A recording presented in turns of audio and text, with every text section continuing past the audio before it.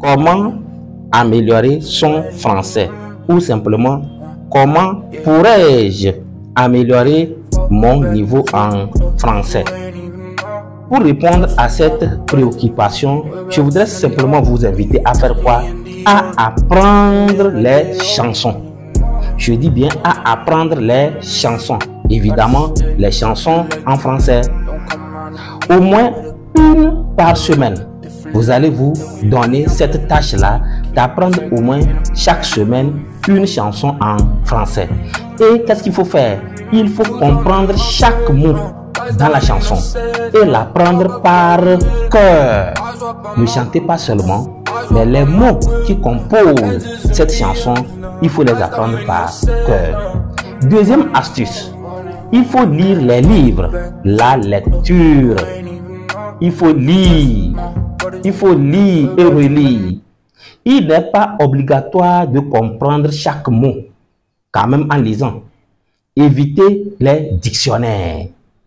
Essayez de comprendre le sens général.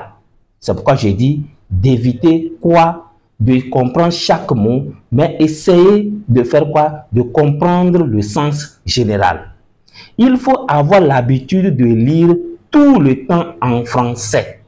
Tout ce que vous trouvez comme un document français, essayez de le lire. C'est surtout bien de lire les classiques. Je suis en train de vous orienter. Certaines choses sont à apprendre par cœur. Par exemple, les fables de La Fontaine. Vous pouvez apprendre ça par cœur. Une autre astuce, la troisième, il faut voir les films en français.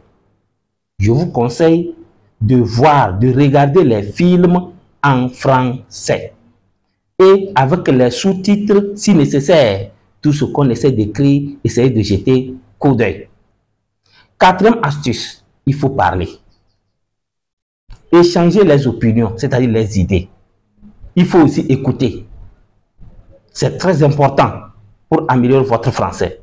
Si c'est impossible de faire en vie réelle, faites-le au moins virtuellement. Par exemple, je ne vais pas citer, mais essayez de voir où vous pouvez essayer de communiquer en français. Cinquième astuce. Pour améliorer votre français, il faut essayer, vous me suivez, il faut essayer dans votre esprit de faire quoi? De commenter en français tout ce que vous faites dans la vie quotidienne. C'est ça. Tout ce que vous faites. Essayez de faire des commentaires. Tu réfléchis et tu essaies de communiquer, de parler avec toi seul. Tu dis ceci, ceci. Tu fais des commentaires. Toi seul, tu n'as pas besoin de communiquer avec quelqu'un. Tu essaies. Par exemple, tu peux faire le résumé de tout ce que tu as fait dans une journée. Nous sommes d'accord? Le résumé. Et il faut aussi faire quoi? Prendre plaisir de tout ce que vous faites. Ça va vous faire, ou ça va faire que vous allez améliorer votre français. C'est fondamental, ce que nous venons de partager. Il faut aussi savoir que lire le plus possible de grands textes. Je vous invite à lire de grands textes, c'est-à-dire des textes, pas de petits paragraphes, mais de lire de grands textes pour s'imbiber sans s'en rendre compte et éduquer son oreille au bon rythme de la phrase. Et pour acquérir un stock de vocabulaire riche et diversifié qui vous permettra de choisir le mot juste quand on rédige soi-même ou bien quand on en aura besoin. C'est-à-dire que vous devez avoir un stock de mots qui constituent votre vocabulaire. Donc, c'est très important de lire de grands textes. Nous sommes d'accord? De grands textes, pas de petits paragraphes, pas de petites phrases, mais des textes qui sont un peu volumineux, ce qui vous permettra de découvrir et de s'imbiber. Nous sommes d'accord? Et votre oreille sera vraiment habituée. Il faut aussi pratiquer l'analyse logique. Je dis bien l'analyse logique et grammaticale. Ça, c'est très pointu. Ça, je parle de la grammaire. Il faut pratiquer l'analyse logique et l'analyse grammaticale pour prendre conscience, vous me suivez, jusque dans les moindres replis du comment ça marche. Il faut aussi lire et comprendre les règles de grammaire. C'est très important.